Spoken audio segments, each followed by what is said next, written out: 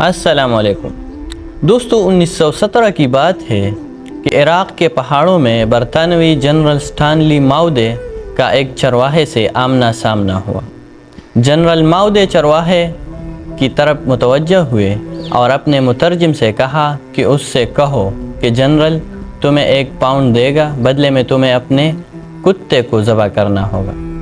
कुत्ता चरवाहे के लिए बहुत अहम होता है। ये उसकी बकरियों की हिफाजत करता है, दूर गए बकरियों को वापस लाता है, लेकिन पाउंड की मालियत तो आधे रेवड़ से भी ज़्यादा बनती है। चरवाहे ने ये सोचा और उसके चेहरे पर लालची मुस्कुराहट फैल गई। उसने कुत्ता पकड़कर जनरल के कदमों में ज़बह कर दिया। जनरल माउदे ने चरवाहे से कहा, अगर तुम उसकी काल भी उतार दो तो मैं तुम्हें 1 और पाउंड देने को तैयार हूँ। चरवाहे ने खुशी खुशी कुत्ते की काल भी उतार दी। जनरल माउदे ने कहा, मैं मज़ीद 1 और पाउंड देने के लिए तैयार हूँ अगर तुम उसकी बूटी अभी बना दो। चरवाहे ने पूरी तौर पर ये ऑफ़र कबूल किया और उसने उस कुत्ते की बूटी भी बना दी।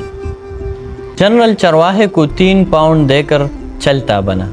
जनरल माउदे चंद कदम आगे गया था कि उसे पीछे से चरवाहे की आवाज़ सुनाई दी।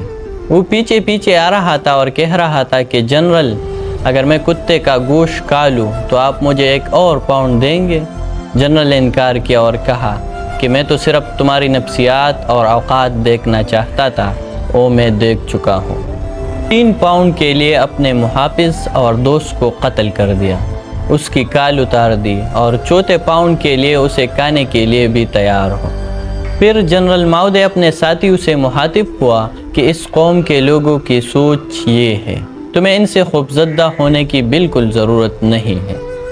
और दोस्तों, आज यही हाल पाकिस्तान का भी है। अपनी छोटी सी मसलहत और ज़रूरत के लिए अपनी सबसे कीमती और अहम चीज़ का सौदा कर देते हैं, और ये वो हथियार है जिसे हर इस्तेमार, हर काबिज़, हर शातिर दुश्मन हमारे खिलाफ इस्तेमाल करता आ रहा है।